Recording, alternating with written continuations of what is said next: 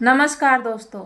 आज हम जानेंगे वीर हनुमान, माता सीता और प्रभु श्री राम की प्रेरणादायक कथा के बारे में।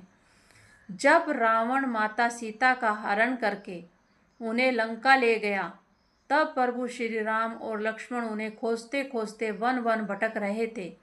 उसी समय उनकी भेंट वीर हनुमान से हुई। पहली ही मुलाकात में हनुमान जी ने प्रभु श्री राम को पहचान लिया।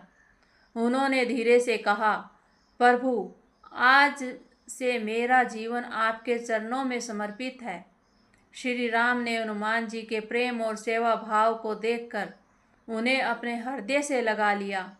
यही वह क्षण था जब संसार की सच्ची भक्ति का सबसे सुंदर उदाहरण मिला। कुछ समय बाद माता सीता की खोज का कार्य हनुमान जी को सौंप दिया गया। विशाल समुद्र उनके सामने था, लेकिन उनके मन में केवल एक ही नाम था, जय श्री राम।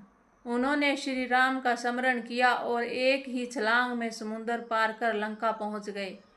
रास्ते में अनेक बाधाएं आई, पर श्री राम के नाम की शक्ति के सामने कोई भी रुकावट टिक न सकी।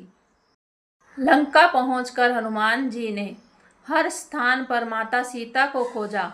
अंत में वे अशोक वाटिका पहुंचे। वहां उन्होंने देखा कि माता सीता एक वृक्ष के नीचे बैठी हैं। उनके वस्त्र साधारण थे, आंखों में आंसू थे, लेकिन हृदय में श्री राम के प्रति अटूट विश्वास था। हनुमान जी वृक्ष पर बैठकर श्री राम की महिमा का गुणगान करने लगे।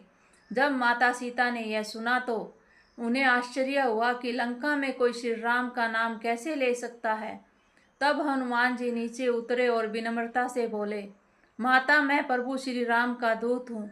वे शीघ्र ही आपको लेने आएंगे। विश्वास दिलाने के लिए हनुमान जी ने प्रभु श्री राम की अंगूठी माता सीता को दी।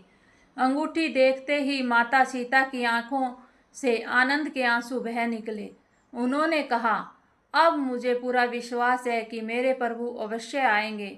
माता सीता ने अपने आशीर्वाद के साथ अपनी चूड़ामणि हनुमान को दी और कहा, इसे मेरे प्रभु को दे देना और कहना कि उनकी सीता उनके आने की प्रतीक्षा कर रही है।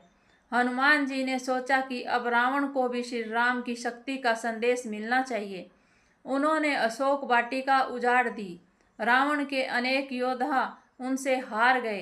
अंत में रावण ने उनकी पूंछ में आग लगवा दी। लेकिन जिसे अग्निदेव का आशीर्वाद प्राप्त हो, उसका क्या बिगड़ सकता है। हनुमान जी ने उसी जलती पूंछ से पूरी लंका में आग लगा दी। फिर तुरंत समुद्र में जाकर अपनी पूंछ की अग्नि को शांत किया। सबसे पहले माता सीता के पास जाकर प्रणाम किया।